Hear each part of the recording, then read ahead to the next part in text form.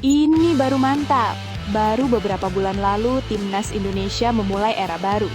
Banyak harapan, banyak keraguan, dan tentu saja banyak mata yang mengamati. Tapi siapa sangka, belum genap 2 bulan sejak John Hartman resmi menukangi skuad Garuda, efeknya sudah terasa sampai ke level internasional. Bukan hanya soal hasil pertandingan, bukan cuma soal gaya bermain, tapi soal respek. Ya, respek dari negara lain. Dan kali ini, perhatian itu datang dari China. China ngebet banget lawan Timnas Indonesia. Simak faktanya hingga selesai.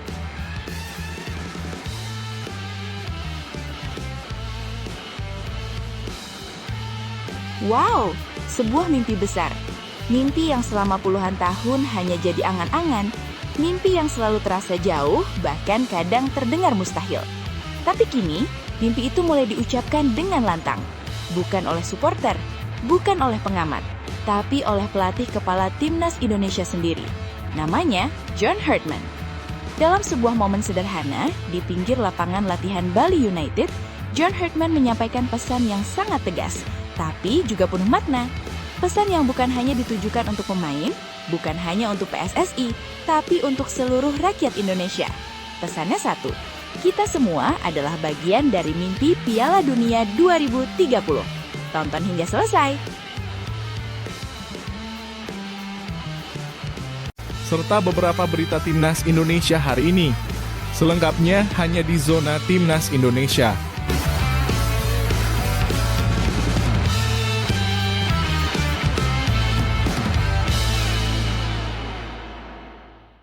Sebelumnya, jangan lupa subscribe channel ini supaya tidak ketinggalan berita Timnas Indonesia. Ini baru mantap. Baru beberapa bulan lalu, Timnas Indonesia memulai era baru. Banyak harapan, banyak keraguan, dan tentu saja banyak mata yang mengamati. Tapi siapa sangka, belum genap 2 bulan sejak John Hartman resmi menukangi skuad Garuda, efeknya sudah terasa sampai ke level internasional. Bukan hanya soal hasil pertandingan, bukan cuma soal gaya bermain, tapi soal respek. Ya, respek dari negara lain. Dan kali ini, perhatian itu datang dari China. China ngebet banget lawan Timnas Indonesia. Simak faktanya hingga selesai. Sebuah kabar yang mungkin dulu terdengar mustahil, kini justru menjadi kenyataan. Timnas China secara resmi mengajukan permintaan pertandingan uji coba melawan Timnas Indonesia. Bukan Indonesia yang mengemis lawan kuat, tapi justru Indonesia yang diminta. Ketua Umum PSSI Erick Thohir mengonfirmasi langsung kabar ini kepada publik. China mengajak Timnas Indonesia untuk pertandingan uji coba, kata Erick Thohir di Jakarta Rabu malam 28 Januari 2026. Mereka meminta waktu uji coba pada bulan November mendatang, lanjutnya. Kalimat singkat, tapi maknanya dalam. Ini bukan sekadar ajakan laga persahabatan. Ini adalah sinyal bahwa posisi Timnas Indonesia di peta sepak bola Asia sudah mulai bergeser. Dari yang dulu sering dipandang sebelah mata, kini mulai dipertimbangkan sebagai lawan uji coba yang serius. Lalu pertanyaannya, apa yang berubah? Jawabannya tidak jauh-jauh dari satu nama, John Hartman. Sejak pertama kali diperkenalkan sebagai pelatih Timnas Indonesia, Hartman langsung membawa aura berbeda. Pengalamannya membawa Kanada ke level Piala Dunia membuat publik percaya bahwa Indonesia akhirnya memiliki sosok pelatih dengan visi jangka panjang, bukan sekedar pemadam kebakaran. Dan perlahan tapi pasti, perubahan itu terlihat jelas di lapangan. Timnas Indonesia di bawah John Hartman tidak lagi bermain serba reaktif. Tidak lagi hanya bertahan dan berharap keajaiban dari serangan balik. Kini, permainan Indonesia lebih rapi, lebih terstruktur, dan jauh lebih disiplin. Dalam bertahan, lini belakang terlihat lebih kompak. Jarak antar pemain lebih terjaga. Tekanan dilakukan bersama-sama, bukan individu. Sementara saat menyerang, transisi cepat dan efisien. Bola tidak berlama-lama di satu kaki. Ada tujuan, ada skema.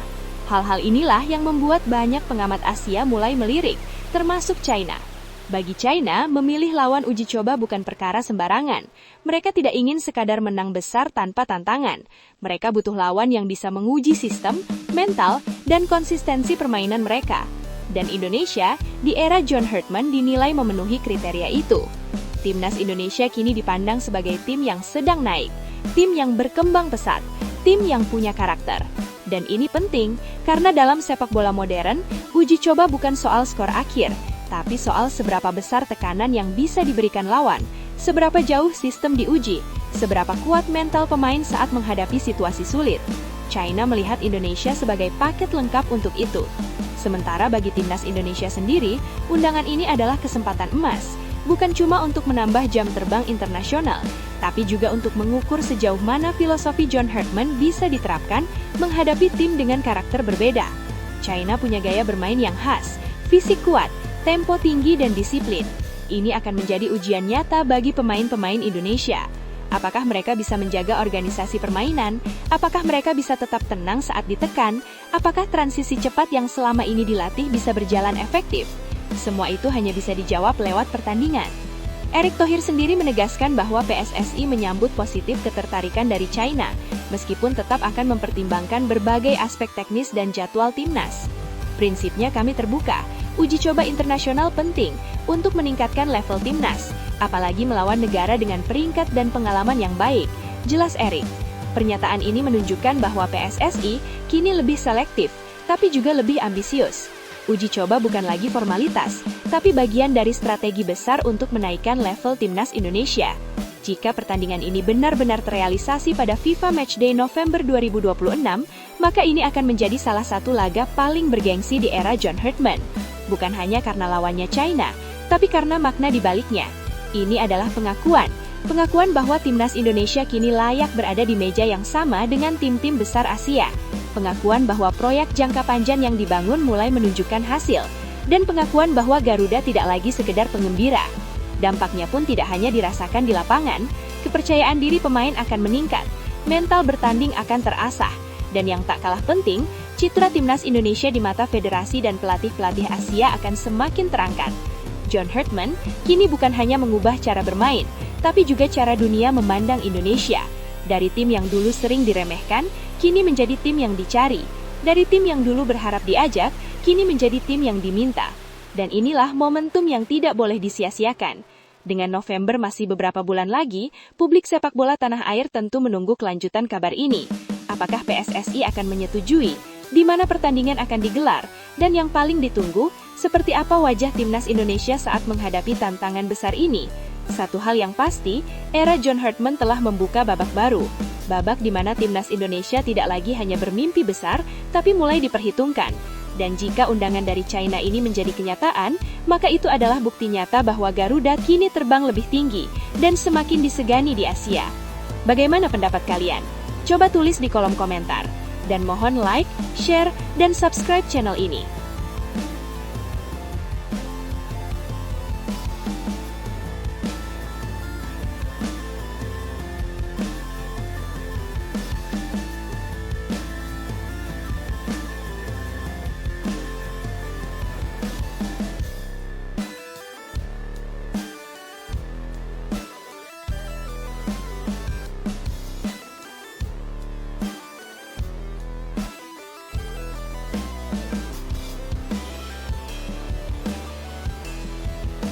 Wow, sebuah mimpi besar.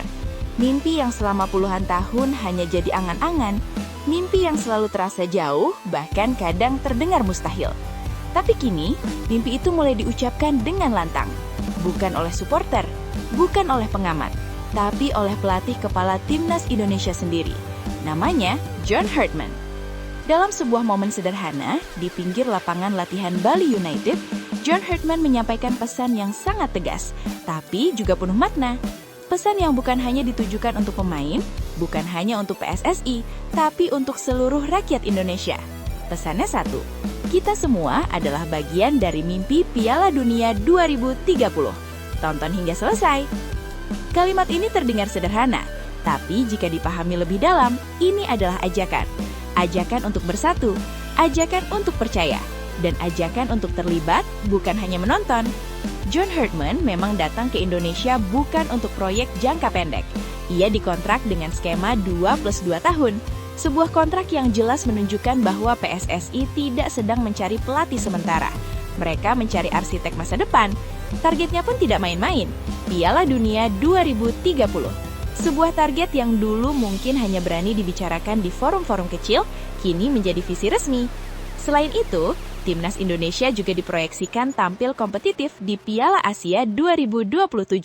Artinya, Hartman dituntut membangun tim yang kuat, matang, dan siap bersaing di level tertinggi Asia dan dunia. Dan yang menarik, sejak hari pertama ditunjuk, John Hartman tidak menunggu waktu. Ia langsung bergerak. Tanpa banyak seremonial, pelatih asal Inggris ini langsung turun ke lapangan. Bukan hanya ke pusat latihan timnas, tapi ke klub-klub Super League. Ia ingin melihat sendiri, ia ingin mengenal pemain secara langsung. Ia ingin memahami budaya sepak bola Indonesia dari akar. Persita Tangerang, Persija Jakarta, Bali United, satu persatu ia datangi. Ia menyapa pelatih lokal, ia berbincang dengan pemain. Ia berdiri di pinggir lapangan, mengamati detail kecil yang sering luput dari kamera. Dan di Bali, di sanalah pesan penting itu disampaikan. John Hartman menata para pendukung dengan keyakinan penuh. Ia tidak berbicara sebagai orang luar, ia berbicara sebagai bagian dari keluarga besar sepak bola Indonesia. Saya rasa pesan untuk para pendukung adalah ini adalah perjalanan yang akan kita lalui bersama, ujar John Hartman. Kalimat ini penting karena ia tidak berkata perjalanan saya atau perjalanan tim. Ia berkata perjalanan kita. Ia kemudian melanjutkan, ada tujuan utama jika kita melihat jangka panjangnya, yaitu lolos ke Piala Dunia 2030. Ini bukan janji, ini bukan klaim kosong, ini adalah arah, sebuah kompas yang ingin ia tunjukkan kepada semua pihak, bahwa setiap langkah hari ini punya tujuan besar di depan. Dan yang paling menyentuh adalah kalimat berikutnya, dan kita semua adalah bagian dari kisah yang bisa menjadi luar biasa bagi negara ini. Disinilah pesan Hartman terasa berbeda. Ia tidak memosisikan supporter hanya sebagai penonton, ia memosisikan mereka sebagai tokoh penting dalam cerita besar ini. Menurut Hartman, setiap orang punya peran, tidak harus di lapangan, tidak harus memakai jersey pemain, tapi cukup dengan menjadi bagian dari perjuangan dengan cara masing-masing. Dan kita semua dapat berkontribusi dengan cara kita masing-masing, ujarnya. Ia memberi contoh yang sangat sederhana tapi kuat. Baik itu saya yang memilih tim dan mendukung para pemain di ruang ganti, hingga Anda yang mendukung kami di tribun selalu ada di saat susah dan senang. Pesan ini jelas, John Hartman ingin dukungan yang utuh, bukan hanya saat menang, bukan hanya saat euforia, tapi juga saat tim terpuruk, saat hasil tidak sesuai harapan, saat tekanan datang dari mana-mana. Karena disitulah mental tim diuji. Dan Hartman paham betul satu hal, supporter Indonesia adalah salah satu yang paling fanatik di dunia. Energi dari tribun bisa menjadi kekuatan luar biasa, tapi juga bisa menjadi beban jika tidak diarahkan dengan tepat. Jika mimpi Piala Dunia 2030 itu benar-benar terwujud, Hartman dengan tegas menyatakan bahwa supporter punya peran besar di dalamnya. Saya rasa itulah yang dilakukan oleh basis penggemar, ujar mantan pelatih timnas Kanada tersebut. Ia bahkan mengatakan sesuatu yang sangat berani. Dan kalian tahu, ini adalah waktu yang luar biasa. Jika kita berhasil, kita akan mengubah negara ini selamanya. Mengubah negara ini selamanya bukan hanya soal sepak bola, tapi soal kepercayaan diri bangsa, soal cara dunia memandang Indonesia, soal bagaimana anak-anak kecil di pelosok negeri mulai bermimpi lebih besar karena melihat timnasnya tampil di panggung dunia. Inilah mengapa pesan Hartman terasa tegas, tapi juga penuh harapan. Ia tahu jalannya tidak mudah, ia tahu tantangannya besar, tapi ia juga tahu potensi Indonesia luar biasa jika semua pihak berjalan searah. Dalam waktu dekat, ujian pertama sudah menanti. Timnas Indonesia akan menghadapi FIFA Series 2026 yang digelar pada 23 hingga 31 Maret 2021 di Jakarta. Ini bukan sekedar turnamen uji coba, ini adalah awal dari perjalanan panjang, awal dari proses membangun identitas, mental, dan kebersamaan. Disinilah peran supporter kembali diuji. Apakah kita siap mendukung dengan sabar? Apakah kita siap percaya pada proses? Apakah kita siap menjadi bagian dari mimpi besar ini? John Hartman sudah menyampaikan pesannya dengan jelas. Sekarang giliran kita menjawabnya. Karena mimpi Piala Dunia 2030 bukan hanya milik pelatih, bukan hanya milik pemain, tapi milik seluruh rakyat Indonesia. Dan jika suatu hari nanti Garuda benar-benar terbang ke panggung dunia, sejarah akan mencatat satu hal. Kita semua pernah percaya dan kita semua pernah berjuang bersama.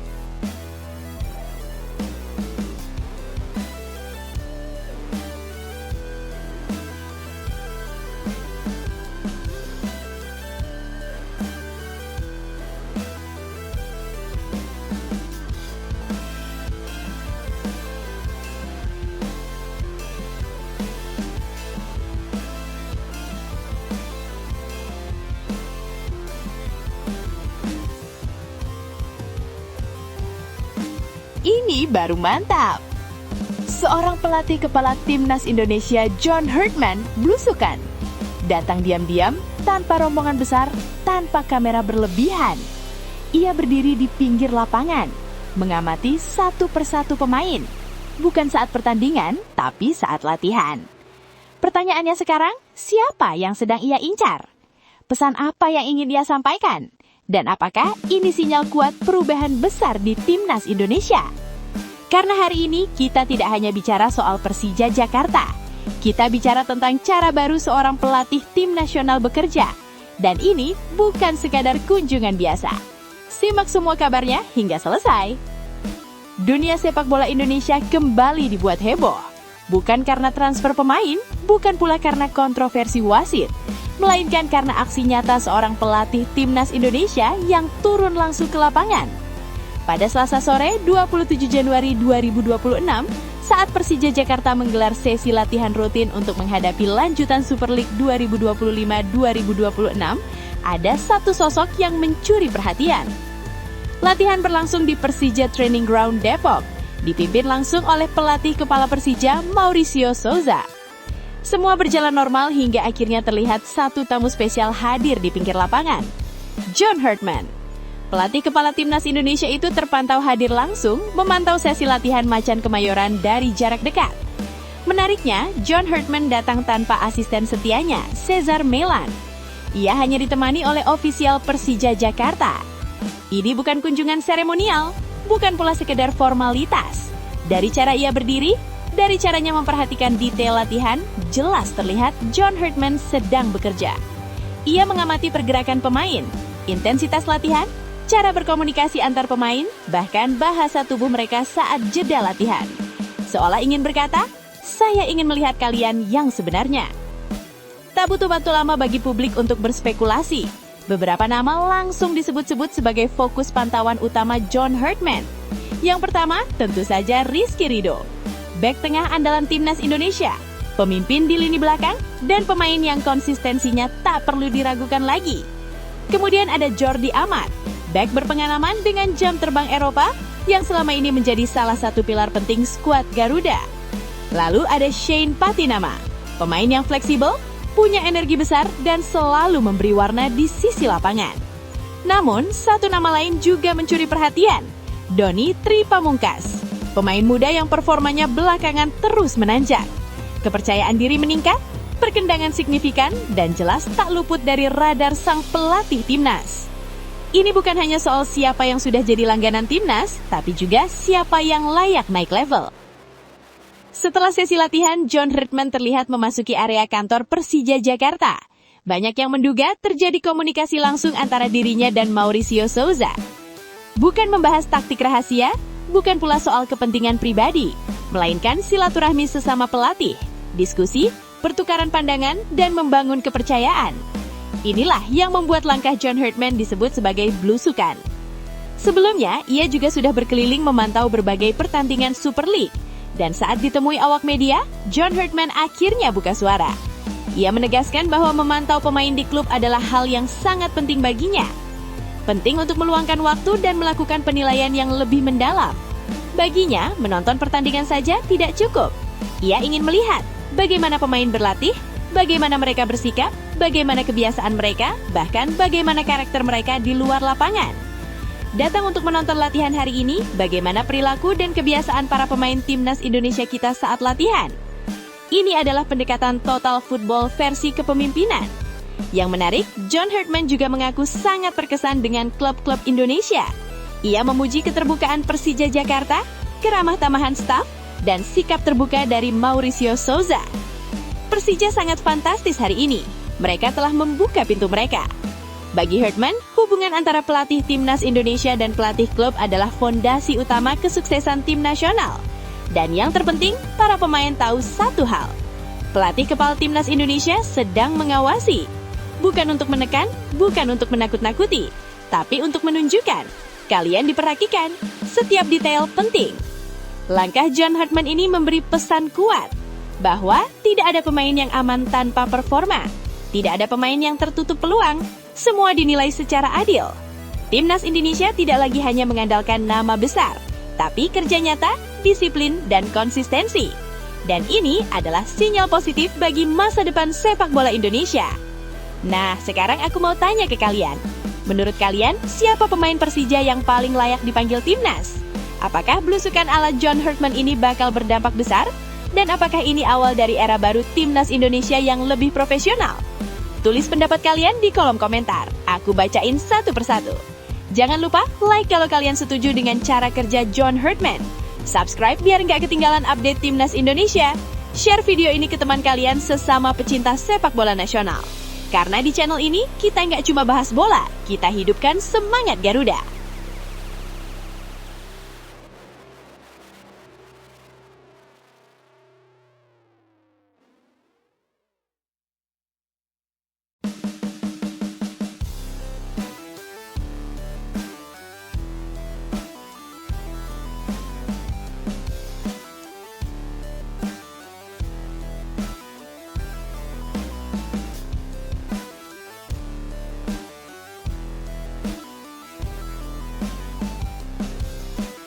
Stop scroll. Karena ini bukan rumor biasa, bukan gosip murahan, dan jelas bukan transfer kaleng-kaleng. Seorang kiper timnas Indonesia pernah dicibir saat memilih MLS. Dibilang turun level, dibilang menghilang dari Eropa. Tapi hari ini, Ajax Amsterdam mengetuk pintunya. Klub raksasa Eredivisie, klub dengan sejarah Eropa, klub yang melahirkan legenda dunia. Dan ya, Maarten Paes resmi pulang ke Belanda. Kontrak hingga 2029, bukan pinjaman, bukan cadangan darurat, tapi proyek jangka panjang.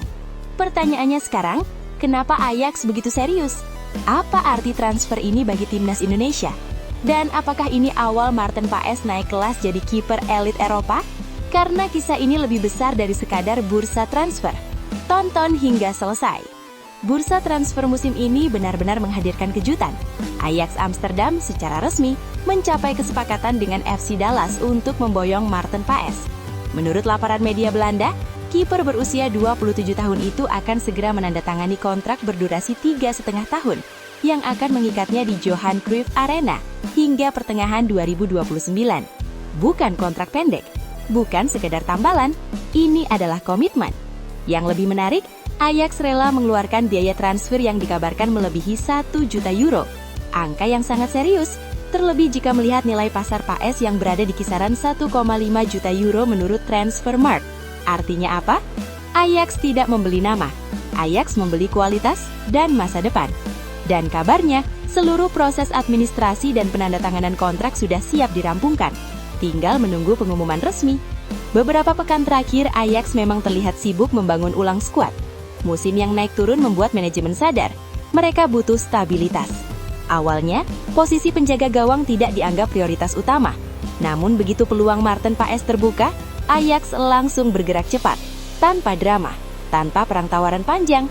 Ini menunjukkan satu hal penting, Paes memang masuk radar serius. Buat yang masih ragu, ingat satu hal, Maarten Paes bukan pemain asing di Eredivisie. Ia memulai debut profesionalnya bersama NEC Nijmegen pada 2016, kemudian melanjutkan karir ke FC Utrecht pada 2018 dan menghabiskan beberapa musim menghadapi kerasnya sepak bola Belanda. Ia paham tekanan media, tuntutan fans, ritme cepat Eredivisie. Lalu pada Januari 2022, Paes mengambil keputusan besar, hijrah ke Amerika Serikat, bergabung dengan FC Dallas di MLS. Keputusan yang saat itu dipertanyakan banyak orang. Di MLS, Maarten Paes tidak tenggelam. Justru sebaliknya, ia tampil konsisten dan solid bersama FC Dallas. Statistiknya berbicara, 114 penampilan, 23 clean sheet. Jadi andalan utama, bukan pelapis. Paes berkembang bukan hanya secara teknis, tapi juga mental.